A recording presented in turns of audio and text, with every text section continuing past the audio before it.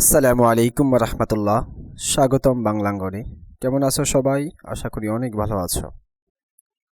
আজকে তোমাদের মাঝে হাজির হয়েছি বাংলা উচ্চারণ রীতির আরেকটি পর্ব নিয়ে। তোমরা যারা আগের পর্বগুলি মিস করেছো, আই বাটনে লিংক দেওয়া থাকবে, সেখান থেকে দেখে নিবে।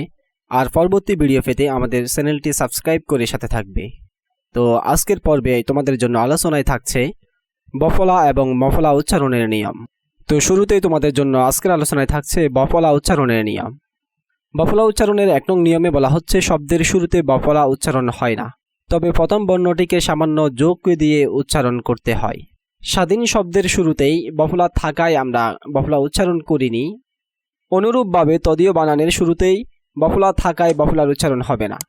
বফলা উচ্চারণের ২ নং নিয়মে বলা হচ্ছে শব্দের মধ্যে বা শেষে বফলাযুক্ত বর্ণটির উচ্চারণ দিতে হবে, অর্থাৎ যে বর্ণের সাথে বফলা থাকবে ওই বর্ণটি ২ বার উচ্চারণ করা লাগবে।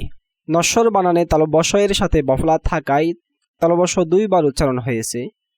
বিশ্বাস বানানে তালব্যয়ের সাথে বফলা থাকায় তালব্য ২ বার উচ্চারিত হয়েছে।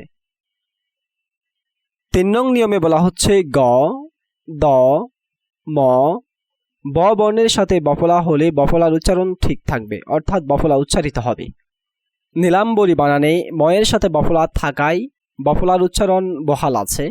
উদ্বিগ্ন বানানে দয়ের সাথে বফলা থাকায় বফলার উচ্চারণ বহাল আছে। দিগ্বিজয় বানানে গয়ের সাথে বফলা থাকায় বফলার উচ্চারণ বহাল আছে। আব্বা বানানে বয়ের সাথে বফলা থাকায় বফলার উচ্চারণ বহাল আছে।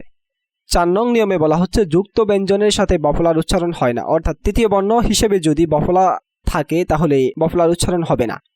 সান্ত্বনা বানানে দন্তনয়ে তয়ের সাথে বফলা থাকায় বফলার উচ্চারণ হবে না। পার্শ্ববর্তী বানানে তালব্যয়ে রেফের সাথে বফলা থাকায় বফলার উচ্চারণ হবে না।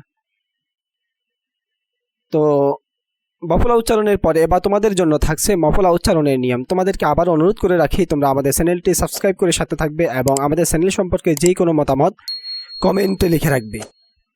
মফলা উচ্চারণের প্রথম নিয়মেই বলা হচ্ছে শব্দের প্রথমে মফলার উচ্চারণ হবে না, যুক্ত বর্ণটি আংশিক নাসিক হয়। স্মরণ বানানের শুরুতে দন্তস্বয়ের সাথে মফলা থাকায় মফলার উচ্চারণ হবে না।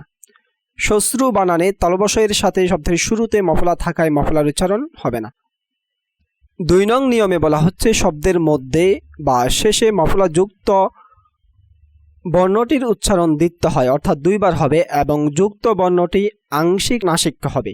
বিস্ময় বানানে শব্দের মধ্যখানে দন্তস্বয়ের সাথে মফলা যুক্ত হওয়ায় দন্তস্বয়ের উচ্চারণ ২ বার হয়েছে, যদিও তোমরা দেখতে পাচ্ছ তালব্য কেন হয়েছে তোমরা উচ্চারণ রীতির ১ নং পর্ব দেখলে আশা করি তোমাদের সংশয় কেটে যাবে।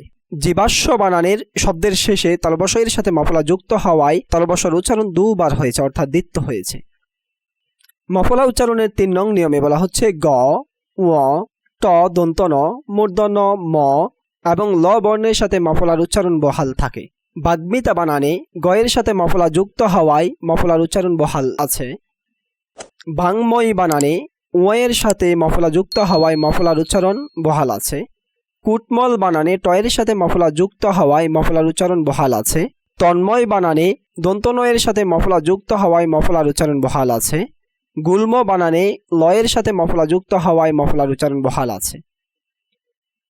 মফলা উচ্চারণের ৪ নং নিয়মে বলা হচ্ছে যুক্ত ব্যঞ্জনের সাথে মফলার উচ্চারণ হয় না, অর্থাৎ তৃতীয় বর্ণ হিসাবে যখন যুক্ত হবে তখন মফলার উচ্চারণ হবে না, কিন্তু যুক্ত বর্ণটি সামান্য নাসিক হয়। লক্ষ্মী বানানে কয়ে মূর্ধন্য শ-এর সাথে তৃতীয় বর্ণ হিসেবে মফলা যুক্ত হওয়ায় মফলার উচ্চারণ হবে না। যক্ষা বানানে কয়ে মূর্ধন্য শ-এর পরে তৃতীয় বর্ণ হিসেবে মফলা যুক্ত হওয়ায় মফলার উচ্চারণ হবে না। এরই মাধ্যমে শেষ করছি উচ্চারণ রীতির আজকের পর্ব। আজকের পর্বের নিয়মের আলোকে তোমরা বিগত সালের পরীক্ষার প্রশ্নগুলি বারবার অনুশীলন করবে এবং তোমাদের প্রস্তুতিকে শানিত করবে।